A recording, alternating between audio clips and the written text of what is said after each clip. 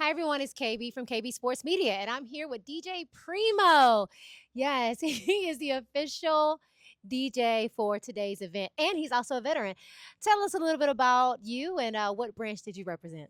I'm from Erie, Pennsylvania, currently living in Georgia for 5 years. Um, I was working with Senator Kenya Wicks now, and I met RA through an event working with the Fayetteville Democratic Party, and we've been working together for 3 years now. This is my third event with them. So I was in the U.S. Navy, Um, LHA USS Saipan, Norfolk, Virginia, 1992. Coming on out of there. So, yeah, I'm just here giving my time and supporting SMGA. You And you talked about supporting the organization, and we just talked, and you say that you're about to join and be a member. When can we expect you to sign up to be a member, DJ Primo?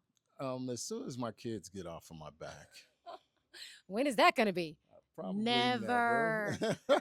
probably never. But I do have a lot of things going on actively, and when I do join, I want to make sure that I can give as much commitment as possible.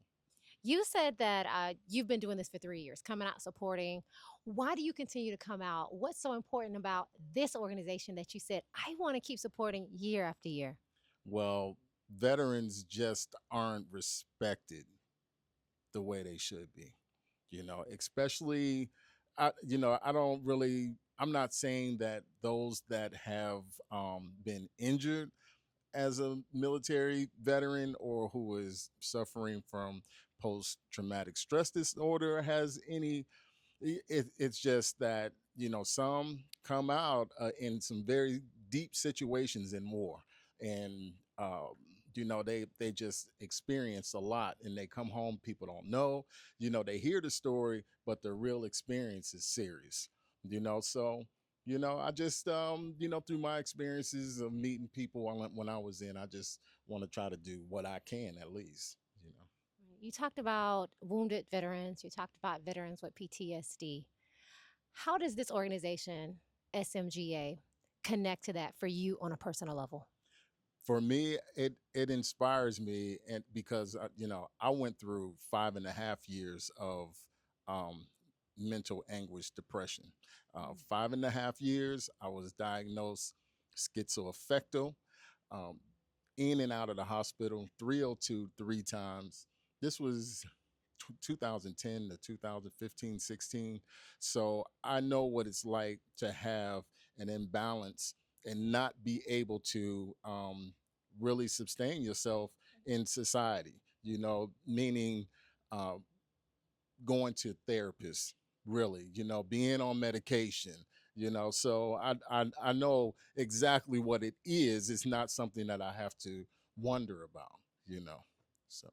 So, for those veterans like yourself that may be going through stuff and you sought help, you got medication, you went to therapy, but what about those people that maybe are embarrassed or they haven't yet come to grasp with it? What would you say to them to encourage them to get the help that you did?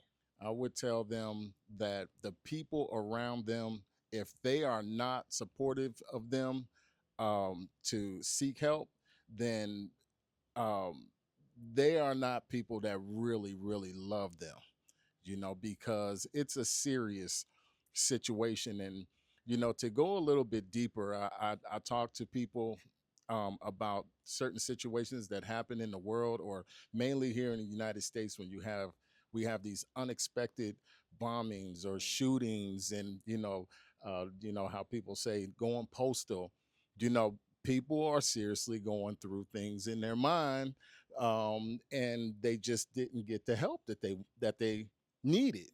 If these people could at least have some kind of help, that's a preventative action for these bombings and shootings and sporadic school incidences that be happening.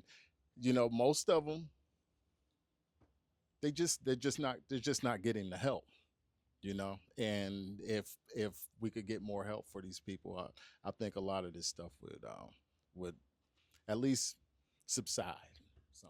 Last question. You talked about having that support system.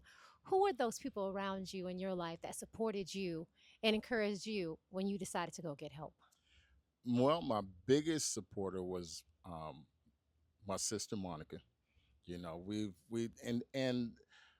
we just had a bond when it comes to the mindful situation. You know, but in all reality, I had a friend, or I have a friend, Anthony McGowan. We call him Big Ant. Not this Big Ant in here, but Anthony. I was just going through so much. He put me in I was looking for a house. He put me in a one of his abandoned houses. No electricity, no water, Wow. no gas. Wow. You know, this was in 2010. I slept in that house for 6 months, 6 months without utilities. No cap, or no rap, or no lie, or whatever they want to say, however they want to call it. You know, but I slept and stayed in his house, you know, for 6 months.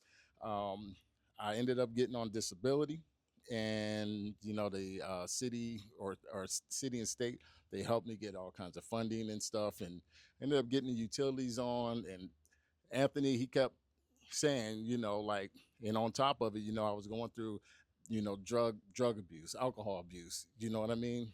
And he finally in 2016 got me in, asked me to come into service, which was Light Center Ministries. I kept turning them down, kept turning them down, kept turning them down. Excuse me, kind of getting a little chucked up there. It's okay. I gotta gotta Take your pipe time. gotta pipe down a little bit.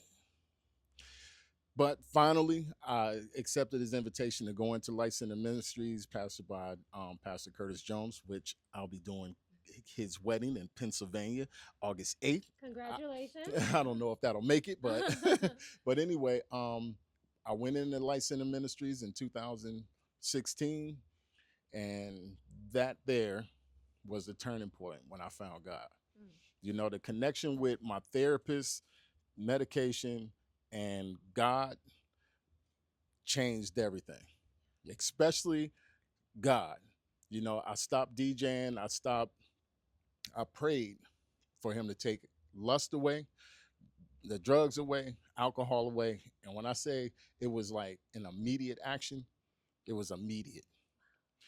So I did ministry for about 8 months, close to a year straight, you know, and then I started talking to people, mentoring about my DJing, you know, because it's something that I always done when I was a kid, you know, and I started honing my craft, keeping God close, eliminating people, because that is a very, very crucial situation, you know, when it comes to people that are suffering with mental issues, and military veterans, they suffer, you know, mental issues, and some people that are around them, they encourage, because they're not helping, so you must be encouraging, you must approve of it, you know.